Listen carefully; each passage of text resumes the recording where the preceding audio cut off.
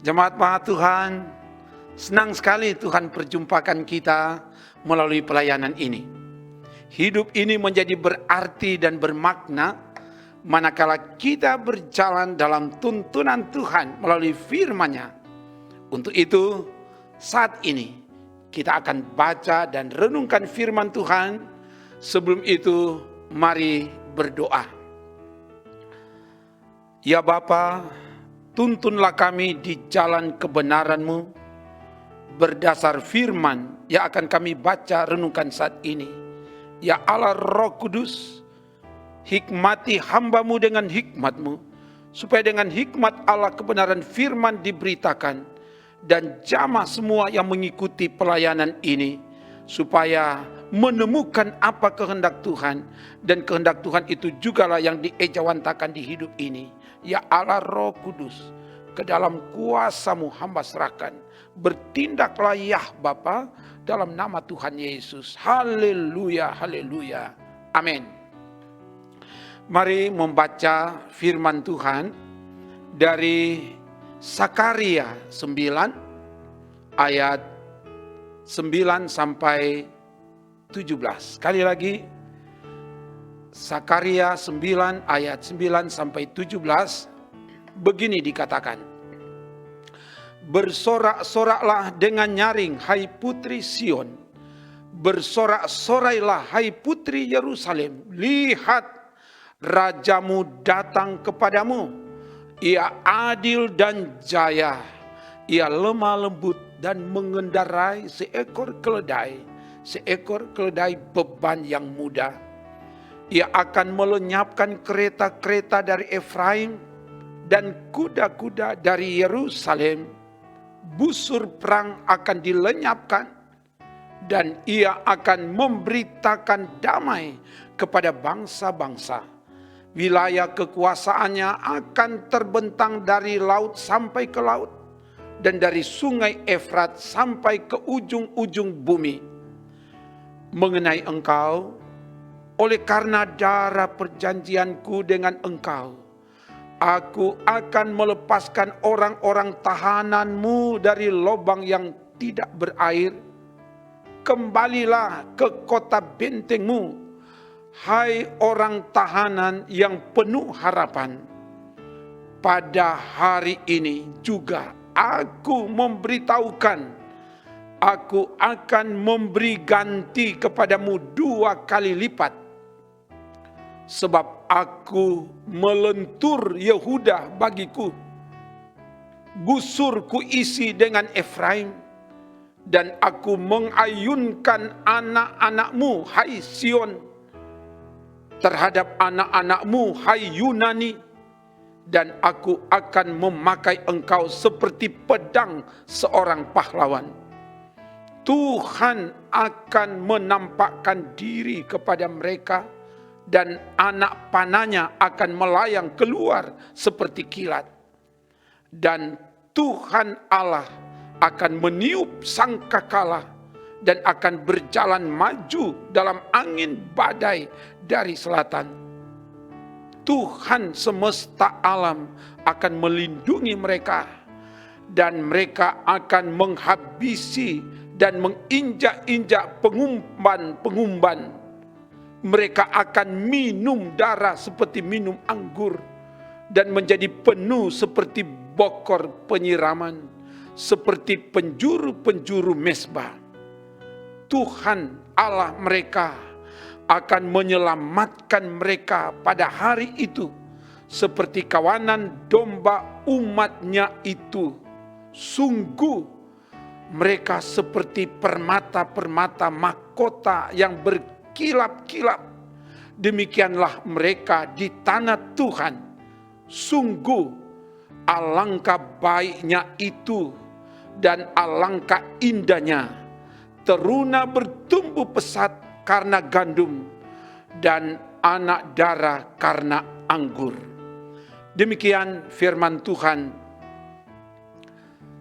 Jemaat Maha Tuhan, firman Tuhan disampaikan kepada umat Yehuda melalui Nabi Sakaria bin Berekia bin Ido Sakaria 1 ayat 1. Sakaria berarti Tuhan mengingat di tengah keterpurukan umat karena dosa-dosa mereka. Mereka harus menerima hukuman selama 70 tahun. Di tengah kondisi itu Allah mengingat dan berinisiatif melalui Nabi Sakaria dan menyerukan seruan pertobatan dan kembali kepada Allah. Sakaria 1 ayat 3 dan ayat 6 nanti dibaca. Juga disertai dengan penglihatan-penglihatan yang diperlihatkan Tuhan kepada Nabi Sakaria. Nanti dibaca di Sakaria 1 ayat 7 sampai 6 ayat 8. Dan selanjutnya dinubuatkan bahwa akan datang Sang Mesias yang akan membebaskan dan menyelamatkan. Sebelum kedatangan Mesias, Tuhan Allah bertindak membebaskan umat Israel dari musuh-musuh yang mengganggu dan menindas mereka. Dalam Sakaria 9 ayat 1 sampai 7 mencatat musuh-musuh Israel adalah Damsyik, Tirus, dan Filistin. Bandingkan Yesaya 17 ayat 1 sampai 3, Yeremia 49 ayat 23 sampai 27, Yoel 3 dan Amos 1. Itu bicara tentang musuh-musuh Israel dan bangsa-bangsa ini ada dalam kekuasaan Persia saat itu. Mereka semua dihancurkan oleh Allah. Dan Allah menjaga, membentengi umatnya. Sakaria 9 ayat 8 di situ dicatat, aku berkemah dekat rumahku sebagai pengawal. Jadi ketika Tuhan menghancurkan musuh-musuh umatnya, dia menjaga umat. Dan kalau Tuhan yang menjaga, kalau Tuhan yang mengawal, tidak ada yang dapat mengganggu dan mencelakakan. Tuhan bukan hanya menjaga, tapi dia juga yang menyelamatkan.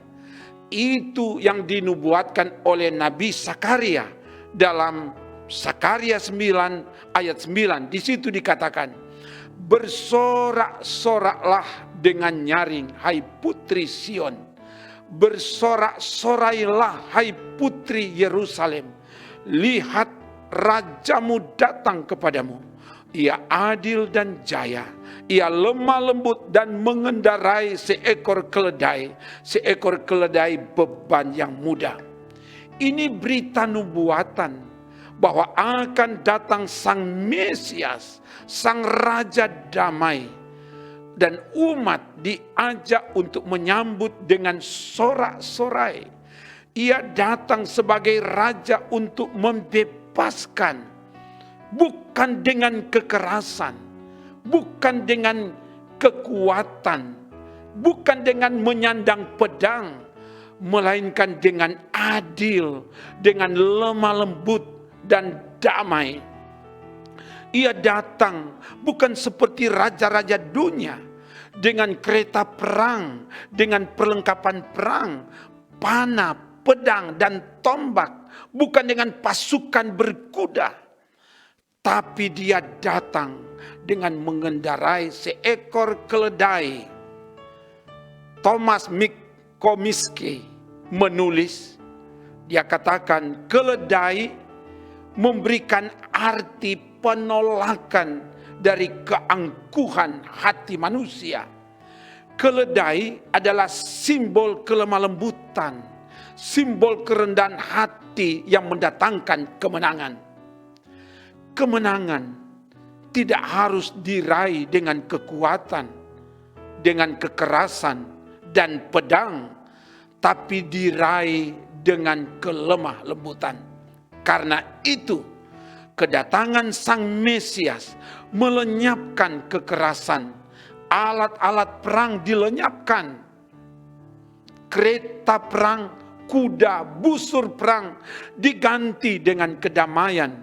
Dia berkuasa sampai ke ujung-ujung bumi. Ayat 10 mencatat, kedatangan Sang Mesias memulihkan dan melepaskan orang-orang tahanan. Ayat 11-12, dia bertindak sebagai pahlawan. Anak panahnya akan keluar seperti kilat. Dia melindungi dan menyelamatkan umatnya. Ayat 13-17.